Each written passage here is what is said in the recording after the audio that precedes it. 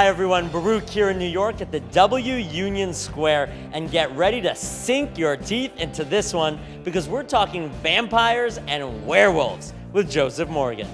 So Joseph, welcome to the party. Thank you very much. It's a pleasure to be here in the VIP section. There's a huge party going on downstairs, but we are exclusively allowed up here. No one else is allowed here. Now, how has life changed since you got this starring role in the spin-off, The Originals? I have a lot less free time, is the first thing. No, you know, it's been great. It's been a lot more work, but it's also been a lot more rewarding. You know, I really, really thoroughly enjoyed my time on The Vampire Diaries. The main difference being on The Originals is just that there's more chance to explore this character and the stories of his life, you know, all the flashbacks and the family drama that's going on.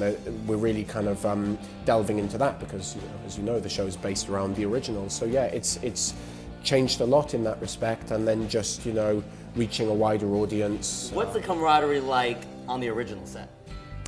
You know,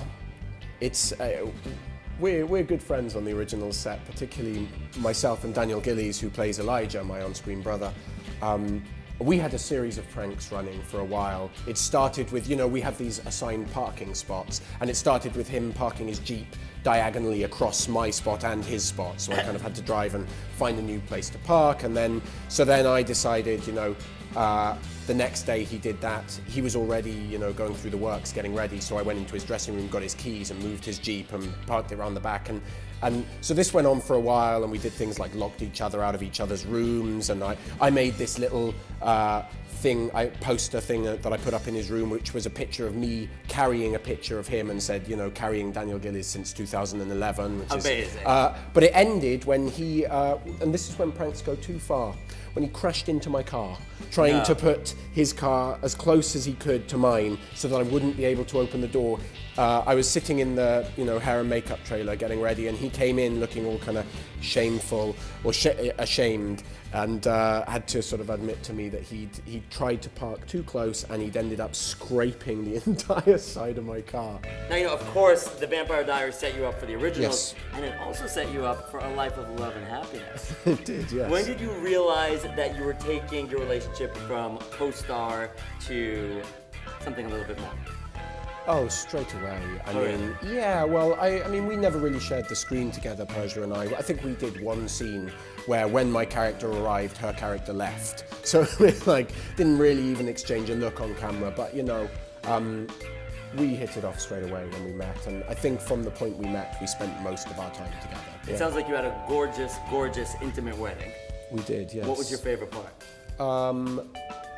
I mean, you know, my absolute favorite part was, you know, you do this thing as the groom where you're turned away from the bride, and the whole time while the flower girls are coming down and the maid of honor and all those people, and then as the bride walks down the aisle, you turn around, and then you're finally allowed to see her, and I hadn't seen the dress or anything, of course, before that. So that was my favorite part, turning around and seeing her, and, you know. Yeah, you've been called America's favorite villain. Yes. By TV Guide. My TV Guide, yeah. What's it like to let that side of yourself be shown on camera? Oh, it's a lot of fun. It's an immense amount of fun, you know. I do think, here's another bumper sticker for you. Villains have more fun.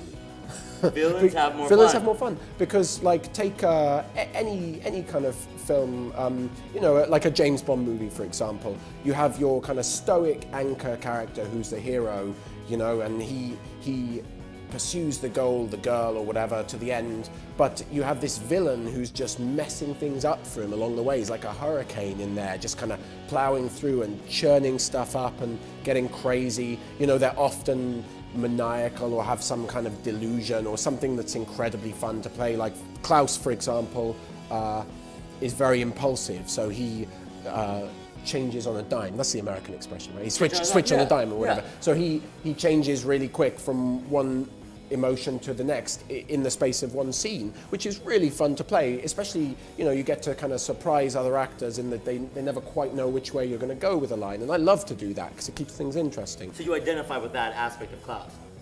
Oh yeah, I revel in it. You know, I mean, I'm not sure that I'm so changeable as he is, but I certainly enjoy the experience of being that way, yeah. Now, a lot of your fans are watching right now. Give us a little sneak peek into what we can expect for the rest of the season.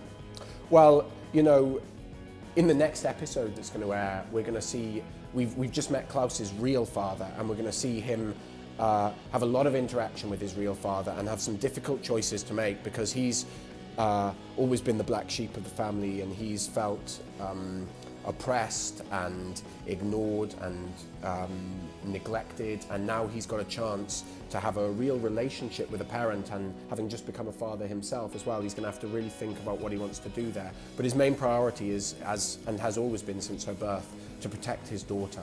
So we're going to see a lot of that kind of exploration of family dynamics. We're also going to see some new, never seen before family members coming into the fold, as well as the, you know, now we have the great Daniel Sharman and Yusuf Gatewood playing my two brothers. They body jumped into those terrific actors, which is a treat, you know. And Sonia, who played Kima on The Wire, is now playing my mother on the show. So it's a treat for me, you know. It's like an act off. Amazing. Yeah, Amazing. incredible. Joseph, thank you so much. Thank you. That was And really fun. remember, villains have more fun. Villains have more fun.